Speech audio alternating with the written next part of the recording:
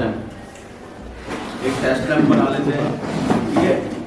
अगर आपको 3 phase supply check करनी है तो आप डबल टेस्ट लैंप बनाते हैं। सीरीज टेस्ट लैंप में डबल टेस्ट लैंप बना दिए, ठीक है। सीरीज बनाना जानते हैं, 2 बल्बों को आपस में जोड़ना, ठीक है। आप उसकी सहायता से तो आप सिर्फ बल्ब के थ्रू क्या चेक कर सकते हैं, हम कंटिन्यूटी और उसकी बल्ब पे सप्लाई आ रही है नहीं आ रही है, बल्ब जला के बता देगा, लेकिन कितनी आ रही है वो नहीं बता पाएगा। तो उसको बताने का एक एडवांस तरीका है क्लैम्प मीटर। ये है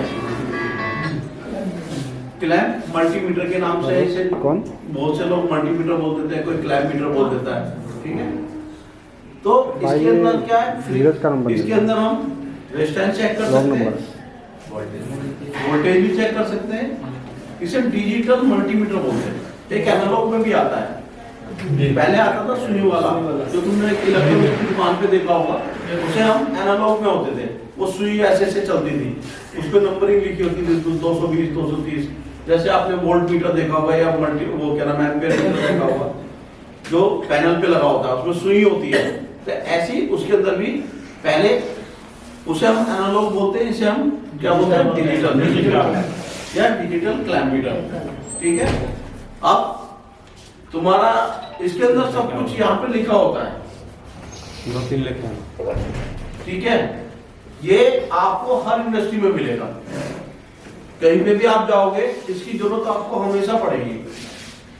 जैसे टेस्टर की जरूरत पड़ती है, टेस्टर से हम क्या देखते हैं, सिर्फ कि वोल्टेज आ रहा है या नहीं आ रहा है।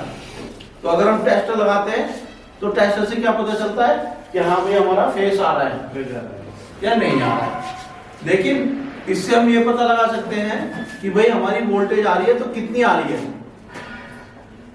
ठीक। दूसरा इसमें एम्पियर, एम्पियर को कैसे चेक करते हैं, एम्पियर, ये एम्पियर बताता है। जैसे एक ट्रांसफार्मर होता है ना कि प्राइमरी को में सप्लाई जाती है, सेकेंडरी से मेजर करके बताया जाता है, ऐसे हमारा प्राइमरी सेक्शन होता है कंडक्टर, वायर का टुकड़ा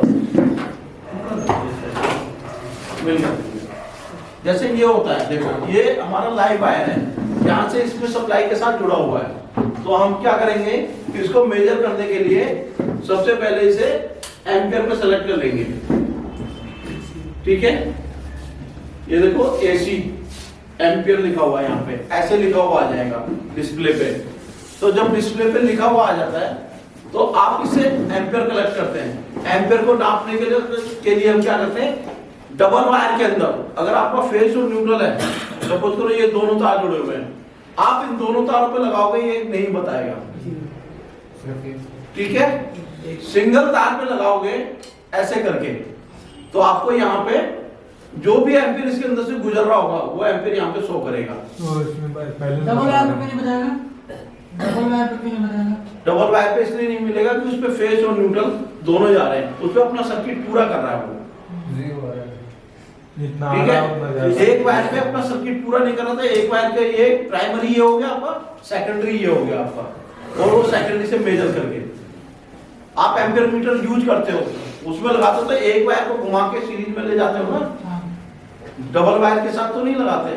तो ऐसे ही इसके अंदर डबल वायर के साथ लगा दोगे तो ये बताएगा नहीं, सिंगल वायर के साथ लगाओगे तो बताएगा। उसके बाद आता है आपका डीसी, ठीक है, डीसी एम्पियर बताएगा आपका।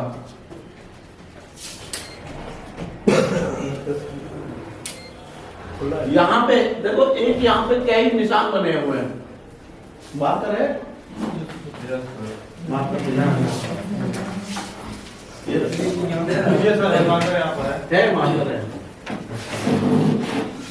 ये टेस्ट किसका,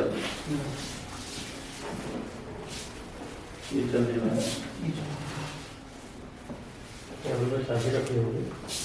ये जो मल्टीमीटर होता है इसमें जो डिस्प्ले होती है, ठीक है, ये होती है डिजिटल डिस्प्ले। चार्जर उड़ने वाले टेबल पे कब लगा पड़ेगा, यहाँ पे एक नॉब ये जो है ये आपकी ऑन ऑफ के लिए होती है और सिलेक्शन के लिए होती है, ये वाली, ठीक है। अब इसमें आपने एम्पियर चेक कर सकते हैं, डीसी एम्पियर चेक कर सकते हैं, एसी वोल्टेज चेक कर सकते हैं, डीसी वोल्टेज चेक कर सकते हैं, और एक और होता है आपका अर्थ कंटिन्यूटी रेजिस्टेंस, ठीक है, ये से हम टेस्ट कर सकते हैं। अब सपोज करो कोई आपको कंटिन्यूटी चेक करना है, तो कंटिन्यूटी पे आपको इसको यहां पे कंटिन्यूटी पे ले जाएंगे, ठीक है, उसमें से लीड निकाल बेटा।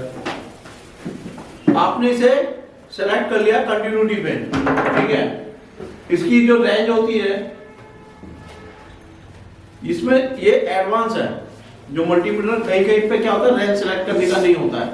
कहीं कहीं मल्टीमीटर जो सस्ते वाले होते हैं उसमें रेंज सेलेक्ट का नहीं होता है। जो थोड़े हाई फाई होंगे उसमें रेंज सेलेक्ट आप इसे यहाँ दबा के रखोगे तो होल्ड हो जाएगा। कोई भी चीज नापोगे होल्ड करके रख सकते हो।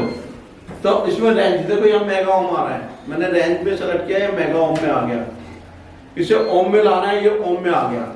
तो कंटिन्यूटी हमेशा ओम में नापते हैं हम, ठीक है। जो कंटिन्यूटी होगी आपकी, कंटिन्यूटी कैसे नापते हैं? कंटिन्यूटी नापने का दो तरीका है, मतलब या तो आपको वाइंडिंग टू वाइंडिंग, या सबसे पहले आपको बॉडी पे लगाओ दोनों टर्मिनल्स को। इसके टर्मिनल निकाले, देखो रेड पे रेड लगा दिया हमने और ब्लैक पे ब्लैक। अगर आपको कंटिन्यूटी नापना है, इसको पकड़ो ऐसे खड़े होके, अगर आपको कंटिन्यूटी नापना है तो मैं क्या काम करूंगा, सबसे पहले इन दोनों पॉइंटों पे इसको ऐसे करके या तो इसको टच करके देखूंगा, तो यहाँ पे रीडिंग आ रही होगी 0 0 हो जाएगा। अगर मैं इसको टच कर रहा हूं तो 0 0 हो रहा है। पहले इसको ऐसे मेजर करके देख लो, उसके बाद में फिर कोई भी बॉडी पे आप ऐसे शॉर्ट करो इसको, ठीक है। तो ये 0 0 दिखा रहा है, मतलब इसका मतलब यहां से यहां तक मेरा ये जो है लीड मेरा प्रॉपर ठीक है। उसके बाद आप किसी भी, जैसे वाइंडिंग मोटर है, मोटर की वाइंडिंग को चेक करोगे तो आप क्या काम करोगे, एक वाइंडिंग के दूसरे सिरे पे लगाओगे तो इसके बीच में कुछ ना कुछ रेजिस्टेंस दिखाएगा। जैसे आपने 5 ओम दिखा दिया या 10 ओम दिखा दिया, तो आपकी एक वाइंडिंग का सिरा ये हो गया, दूसरी वाइंडिंग का सिरा ये हो गया और तीसरी का ये हो गया। तो आप क्या काम करोगे, पहले इसको टेस्ट करोगे। मोटर अगर हमारी खराब हो जाएगा, इसको टेस्ट करने का इसकी जरूरत क्यों पड़ती है? सपोज करो हमारी मोटर है, मोटर की हमें ये मोटर नहीं चल रही मेरी, तो आप मोटर की कंटिन्यूटी टेस्ट करेंगे हम पहले। कंटिन्यूटी टेस्ट करने का मतलब होता है कि हर वाइंडिंग का सिरा हमारा आपस में बोलना चाहिए। दूसरा, इसके साथ साथ अगर ये ओम में आ रहा तो रेजिस्टेंस भी बताएगा, कंटिन्यूटी पे रेजिस्टेंस भी बताएगा। उसमें वो तीनों वाइंडिंग के अंदर हमारा रेजिस्टेंस सेम होना चाहिए, लगभग प्लस माइनस थोड़ा बहुत हो सकता है, क्योंकि जब हम इसका वायर से वाइंडिंग करते हैं, कॉइल बनाते हैं, तो इसके ऊपर जो ना हम इंसुलेशन लगाते हैं, तो कहीं पे इंसुलेशन हो सकता है थोड़ा बहुत बढ़ जाता है। जो इंसुलेशन होता है इसका रेजिस्टेंस, तो इंसुलेशन रेजिस्टेंस बढ़ जाने के कारण ज्यादा से ज्यादा प्लस माइनस इतना हो सकता है कि एक वाइंडिंग में अगर 10 ओम आ रहा है तो दूसरी में वो हो सकता है वो 11 ओम या 12 ओम बस। अगर इससे ज्यादा जा रहा है तो इसका मतलब वाइंडिंग की इंसुलेशन अनबैलेंस हो गई है। जैसे हीट अप, जिसे बोलते हैं ना हीट हो जाना, मोटर हीट हो गई मेरी, एक वाइंडिंग पे लोड ज्यादा आ गया, या मेरी 2 फेस हो गई, 2 फेस में मोटर चलती रही, एक समय क्या होगा, हीट हो जाएगी। हीट होने पे एक कॉइल ज्यादा हीट होगी जो जल जाएगी, ठीक है। तो आप क्या काम कर रहे हो, सबसे पहले कंटिन्यूटी टेस्ट करने के लिए हम क्या करते हैं, कंटिन्यूटी टेस्ट करने का जो मैंने तरीका बताया, क्यों कर रहे हैं हम, क्योंकि हम ये देखना चाह रहे हैं कि कहीं से वायर तो ऊपर नहीं हो गया भाई। अगर हम इसे टेस्ट करें तो इसके बीच में नहीं बोल रहा है, इसमें बोल रहा है, इसमें बोल रहा है, तो हम बोल सकते हैं सर इसकी कॉइल एक डैमेज हो गई है। दूसरा, इसका रेजिस्टेंस चेक कर लेंगे। अब रेजिस्टेंस को ओम में टेस्ट करा हमने, ठीक है। दूसरा, वायर का अगर हमें इंसुलेशन रेजिस्टेंस चेक करना है तो हम मेगा ओम में टेस्ट करेंगे। इंसुलेशन रेजिस्टेंस मतलब बॉडी टू, ये जो बॉडी है आपकी और वाइंडिंग है ये आपकी, इसके अंदर जो वाइंडिंग है तो अगर हम बॉडी से और इसके बीच में टेस्ट कर रहे हैं तो इसको हमेशा मेगा ओम में आना चाहिए। रेजिस्टेंस हमेशा पहले क्या होता है, ओम होता है, सबसे छोटी इकाई रेजिस्टेंस की, सबसे यूनिट मतलब यूनिट बोलते हैं ना उसे। तो ये जो ओम में होता है, मात्रक बोलते हैं जिसे हिंदी में मात्रक। उसके बाद आता है किलो ओम, उसके बाद मेगा ओम, उसके बाद गीगा। ठीक है, 1 ओम, 1000 ओम, भाई ये ओम में हो गया, ये किलो ओम में हो गया। मेगा ओम में क्या होगा, 10⁻⁶। ठीक है, मतलब 1000 इंटू 1000।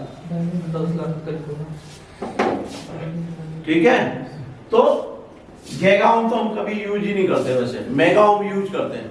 ठीक है, तो मेगा ओम में होनी चाहिए हमारा इंसुलेशन रेजिस्टेंस है वो आपका किसमें टेस्ट करते हैं, मेगा ओम में। और अगर आप कंटिन्यूटी पे टेस्ट कर रहे हो और उसका रेजिस्टेंस चेक करो किसी का, तो उसका रेजिस्टेंस हम चेक करते हैं ओम में। ठीक है, ये इंटरव्यू में कहीं पे भी आपसे पूछा जा सकता है। आप कहीं पे भी गए, आपको एक मोटर रख दिया आपके सामने, तो आपसे पूछा जाएगा इसकी कंटिन्यूटी टेस्ट करके बताओ। तो आपको तरीका मैंने बताया मल्टीमीटर के थ्रू। ठीक है, एक होता है बल्ब टेस्ट लैंप के थ्रू। टेस्ट लैंप के थ्रू क्या होता है, एक सीरीज टेस्ट लैंप हमने बना लिया। सीरीज टेस्ट लैंप बना के हमने उसको टच कर करके देखा कि भाई हमने पहले इस वाइंडिंग पे देखा जल रहा है मेरा बल्ब, इस पे देखा जल रहा है, इस पे देखा इस पे नहीं जल रहा है, तो इसका मतलब ये ओपन है। लेकिन हम रेजिस्टेंस चेक नहीं कर सकते टेस्ट लैंप से। रेजिस्टेंस हम किससे टेस्ट करेंगे, या तो मेजर से करेंगे या मल्टीमीटर से करेंगे। समझ गए। दूसरा, इसमें टेम्परेचर वगैरह का भी दिखा रखा है, पर टेम्परेचर वगैरह इतना नहीं बता पाएगा ये। हम इसका यूज सिर्फ किस चीज के लिए करते हैं, AC voltage, DC voltage, AC ampere, DC ampere और रेजिस्टेंस कंटिन्यूटी। फ्रीक्वेंसी क्या फ्रीक्वेंसी नहीं बताएगा, फ्रीक्वेंसी का दे रखा है लेकिन फ्रीक्वेंसी कैसे बताएगा, नहीं आता। ये फ्रीक्वेंसी का दे रखा है लेकिन ये फ्रीक्वेंसी प्रॉपर नहीं बता पाएगा। फ्रीक्वेंसी मीटर अलग होते हैं, जो मीटर होता है आपका उसमें वाइब्रेट करता है और उसमें वो भी इस तरीके से ही लगाया जाता है, सीरीज एम्पियर वगैरह।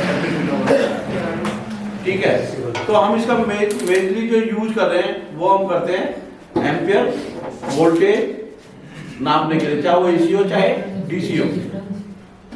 समझ गए सर। करंट वो लीड के द्वारा नहीं कर सकते चेक, लीड के द्वारा करंट नहीं चेक कर सकते। कैसे करोगे, जैसे वो करंट पर से सेट कर दिए उसने। ये जो है ये सिर्फ वोल्टेज नापने के लिए यूज करोगे आप।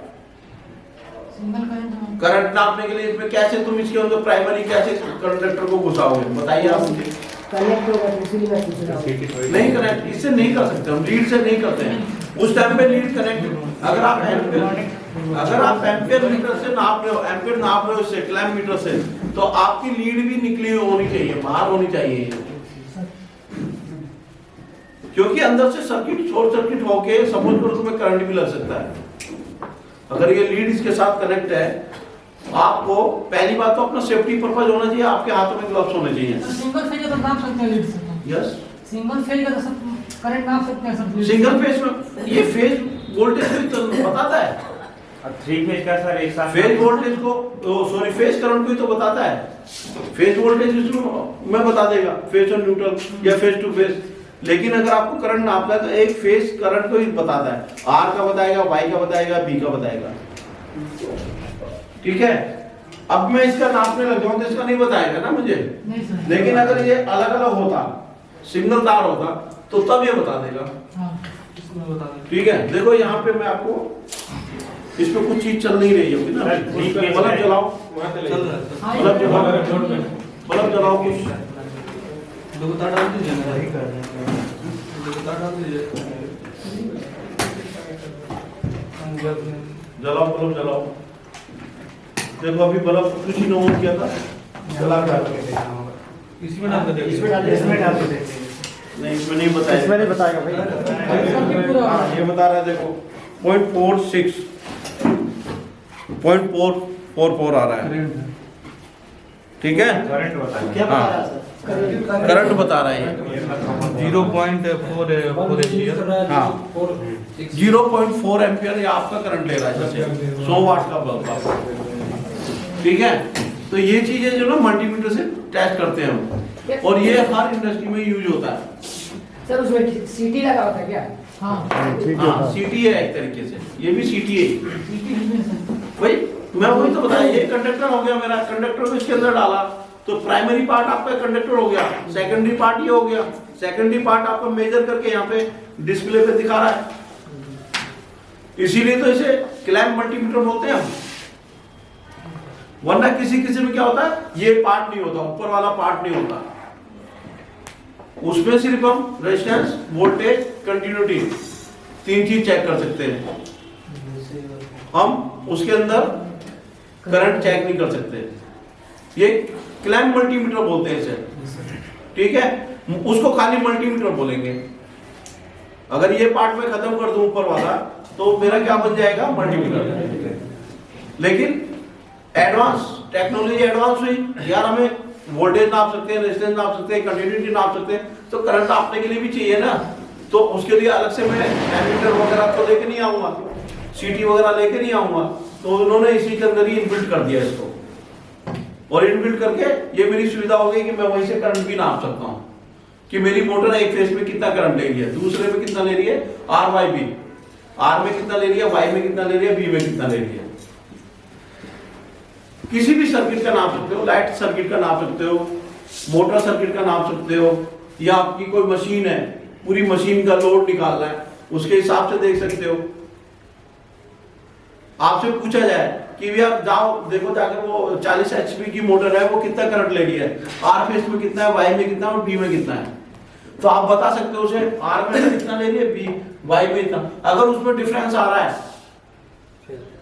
जो आपका मैनेजर है जो भी है वो देख के बता, आपकी रीडिंग से ही पता लगा लेगा कि मेरी मोटर की वाइंडिंग कैसी चल रही है। अगर एक फेज में करंट ज्यादा जा रहा है और एक फेज में कम जा रहा है, तो इसको मतलब मोटर ज्यादा दिन नहीं चलेगी। लगभग इक्वल होना चाहिए, तीनों फेज में करंट जो है लगभग इक्वल होना चाहिए, ठीक है। लगभग इक्वल का मतलब, मैं लगभग क्यों बोल रहा हूं, मैं इसलिए बता रहा हूं आपको कि अगर एक फेज में करंट ले रहा 2 एम्पियर, तो दूसरे में हो सकता है 2.3 ले रहा हो, तीसरे में हो सकता है 2.4 ले रहा हो, क्योंकि वोल्टेज भी वेरी करती है तीनों फेसों में, सेम वोल्टेज नहीं होगी। आप तीनों फेस की वोल्टेज चेक करोगे तो किसी में दिखाएगा 410 वोल्ट, किसी में दिखाएगा 406, किसी में दिखाएगा 415।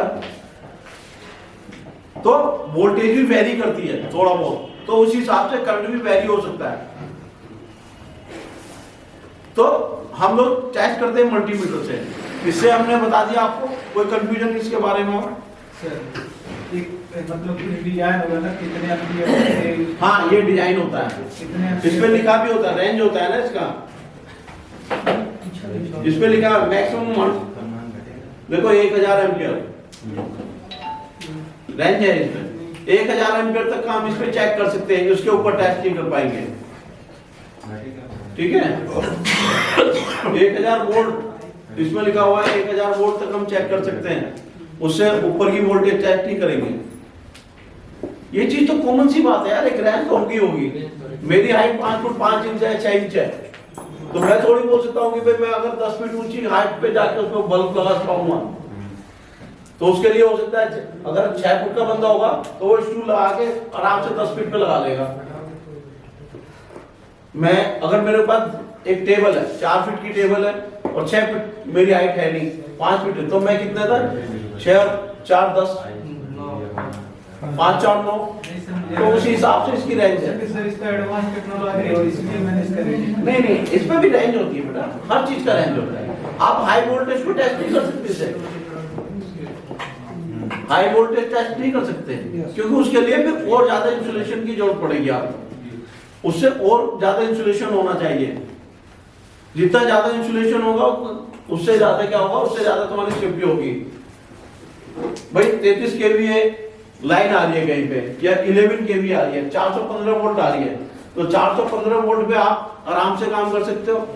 लेकिन अगर 11,000 वोल्टेज है हमारी, तो उसमें आप ग्लव्स वगैरह पहन के काम करोगे। अगर 33 केवी है तो आपको फुल बॉडी पे एप्रन पहनना पड़ेगा, प्लास्टिक मास्क पहनना पड़ेगा, हाथों में ग्लव्स पहनने पड़ेंगे, ठीक है। फुल बॉडी को आपको इंसुलेट, और नीचे जो रबर मैट होगा वो सर्टिफाइड होगा। 33 केवीए पे जो मैट पड़े होते हैं ना, रबर मैट, वो भी सर्टिफाइड होते हैं। उनका भी एक इंसुलेशन रेजिस्टेंस होता है कि भाई इतना इंसुलेशन होना चाहिए आपके बॉडी के नीचे। अगर इतना इंसुलेशन नहीं है तो आपको शॉक लग सकता है। मैंने आपको बताया ना, वोल्टेज के कारण शॉक लगता है। तो जितना हाई वोल्टेज होगा उतना ज्यादा उसके ये ना, ये चीज जो है, जो आपकी ये वाली है फ्रीक्वेंसी, उसके अंदर जो उसके एक्स्ट्रा आवेश, तुम अपने सिर पे कभी कभी होता है ना, बाल खड़े हो जाते हैं। कैप पहना मैंने और कैप निकाला तो कैप के साथ साथ बाल भी खड़े हो जाते हैं। तो उसमें क्या होता है, आवेश बोलते हैं ना, आवेश, ठीक है, वो उत्पन्न हो जाता है कभी कभी। तो वो चीज है ना, वही चीज है, वो उस कंडक्टर के चारों तरफ फैल जाता है, इलेक्ट्रिक फील्ड बनाता है। इलेक्ट्रिक फील्ड बनाता है। तो इलेक्ट्रिक फील्ड के अंदर जो भी कोई चीज आ गया वो उसको कैप्चर, अपनी तरफ को कैप्चर करने की कोशिश करेगा, ठीक है। मेगर पुटाना भाई, देखो मेगर के बारे में